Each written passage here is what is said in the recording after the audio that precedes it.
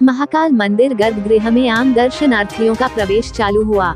उज्जैन के विश्व प्रसिद्ध महाकालेश्वर मंदिर से कोरोना संक्रमण की तीसरी लहर समाप्त होने के संकेत मिले हैं।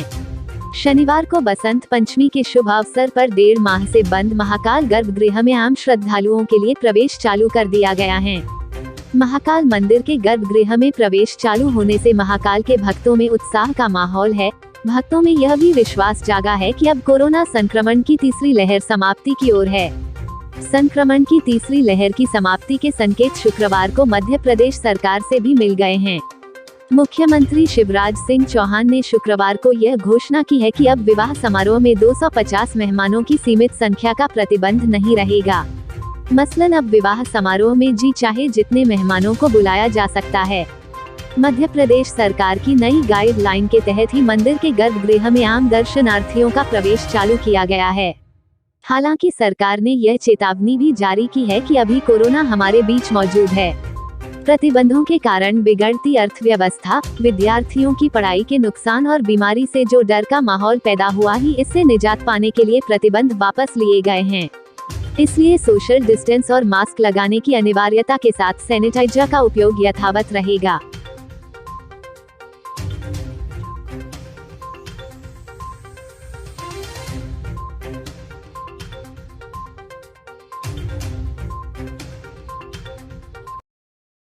हाँ, 50 दिन बाद देखने को मिला है, बट मैं 4 बार आ चुकी हूँ यहाँ पे 4 सालों में।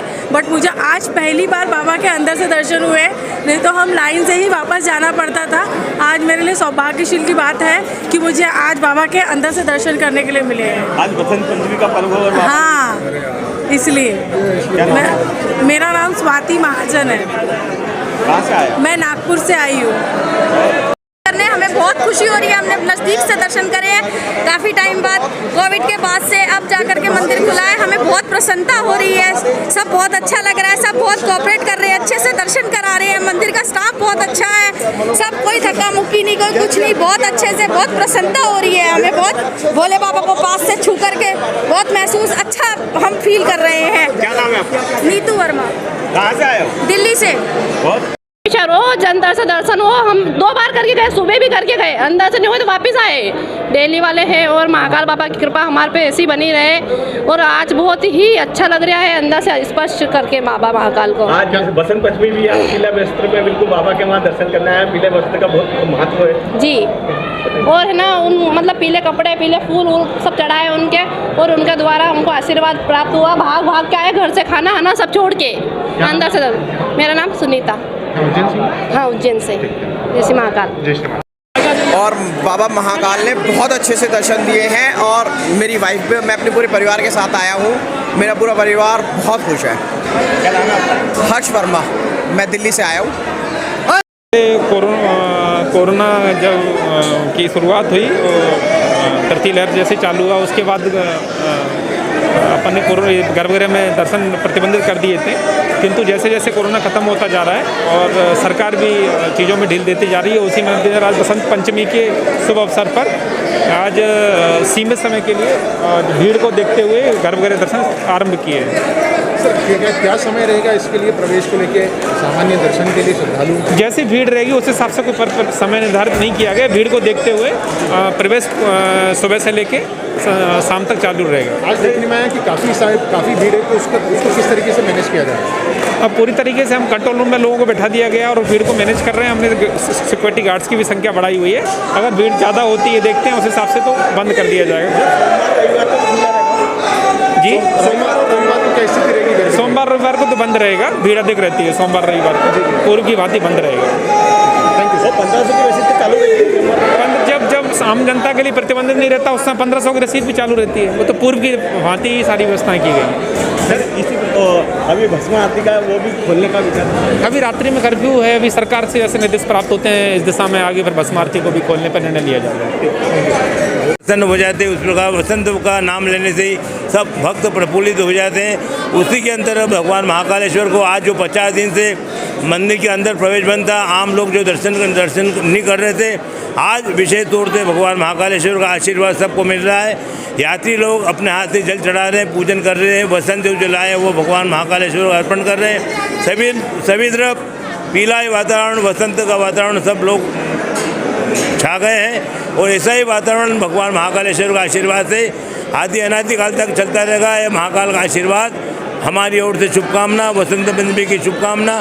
प्रातःकाल भस्म आरती से ही वसंत पंचमी पर्व मन रहा है। भगवान महाकालेश्वर के आस पर वसंत का पूजन हुई, सब लोग प्रसन्न होकर आनंद ले रहे। जय महाकाल। पंडित दिनेश पुजारी, महाकालेश्वर मंदिर, उज्जैन। श्री कृष्ण की शिक्षा स्थली सांदीपनी आश्रम में मनाई गई बसंत पंचमी।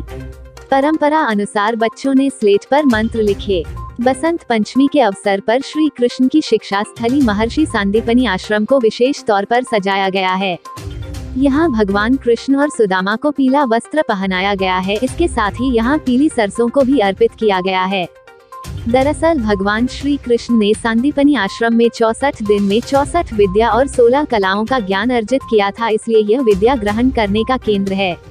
यह परंपरा है कि बसंत पंचमी के दिन बच्चे यहाँ पर स्लेट पर मंत्र लिखते हैं, उसके बाद ही उनकी स्कूली शिक्षा शुरू होती है। दरअसल यह एकमात्र ऐसा स्थान है जहाँ गुरु और गोविंद दोनों उपस्थित थे।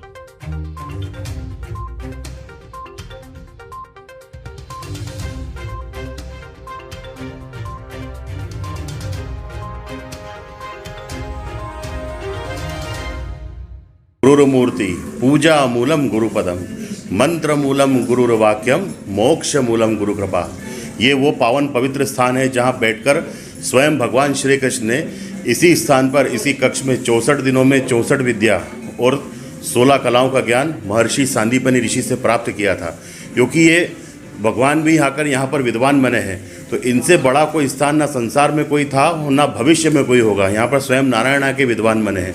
तो यहाँ सरस्वती का बड़ा महत्व माना गया है कि माता सरस्वती भी भगवान कृष्ण को सीखी है, तो गुरु सांदीपनी जी के आशीर्वाद से उनको मिला है। तो ये वो आज संसार का ऐसा पहला स्थान है जहाँ गुरु और गोविंद दोनों मौजूद हैं। और बसंत पंचमी का महापर्व यहाँ पर हमेशा धूमधाम के साथ मनाते चले आते हैं। इसी तारतम्य में आज भगवान गुरु महाराज को, भगवान कृष्ण बलराम सुदामा को पीला वस्त्र धारण कराए गए हैं। पीली सरसों के फूलों से उनका आकर्षक श्रृंगार किया गया है।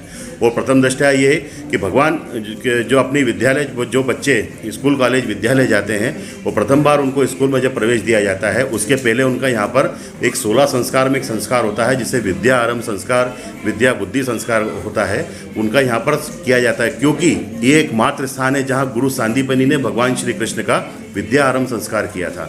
जो भगवान ने 3 मंत्र लिखे थे गुरु सांदीपनी जी से सीखकर, ओम श्री गणेशाय नमः, ओम श्री सरस्वती नमः और ओम श्री गुरुवे नमः। ये 3 मंत्र आज भी हम लोग बच्चों के स्लेट पर लिखाते हैं ताकि उनका भविष्य उज्जवल हो सके और उनको उत्तरोत्तर उनकी उन्नति हो। यहाँ पर उनके लिए हम लोग यहाँ पर मंगल कामनाएं करते हैं। पंडित रूपम व्यास, यहाँ के मुख्य पुजारी, महर्षि सांदीपनी आश्रम।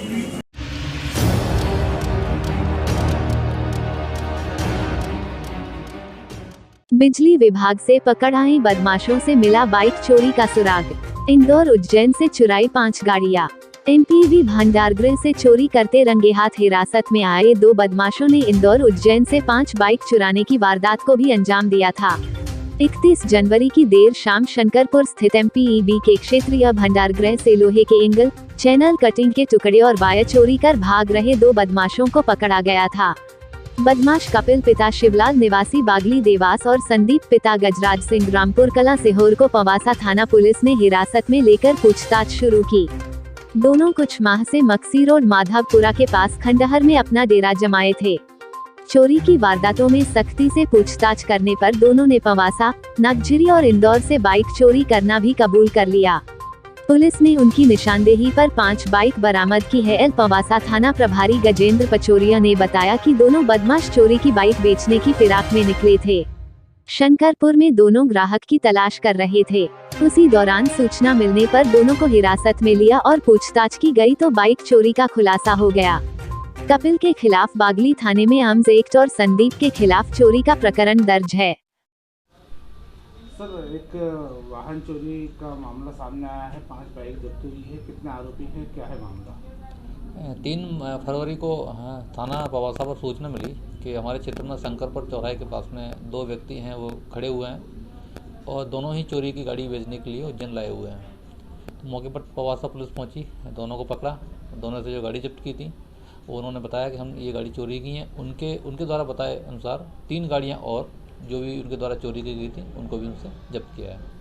सर इनका कुछ आपराधिक रिकॉर्ड है क्या? पहले भी इन गाड़ियों में लुट पाए हैं? चोरी का रिकॉर्ड है, एक का चोरी का है, एक का आर्म्स एक्ट में एक अपराध पंजीबद्ध है, एक देवास जिले का रहने वाला है, एक सीहोर का रहने वाला है और दोनों के यही देवास जिले में रिकॉर्ड है उनके। इनसे पूछताछ में कुछ गाड़ियों का खुलासा? इससे काफ़ी और पूछताछ किया। अभी जितने टोटल 5 गाड़ी जब्त हुई हैं, बाकी इनको माननीय न्यायालय में पेश कर दिया है। देश विदेश गांव शहर सब पे नजर, सबकी खबर, नया रूप है नए है रंग, सबको समेटे अपने संग। आपका अपना शहर का सपना दैनिक अवंतिका, दैनिक अवंतिका, दैनिक अवंतिका। राजनीति फिल्मी बातें सब कुछ ही हम इसमें पाते, घर होटल ऑफिस या दफ्तर, क्लर्क प्यून या हो फिर अफसर, सबका चहेता सबका प्यारा दैनिक अवंतिका, दैनिक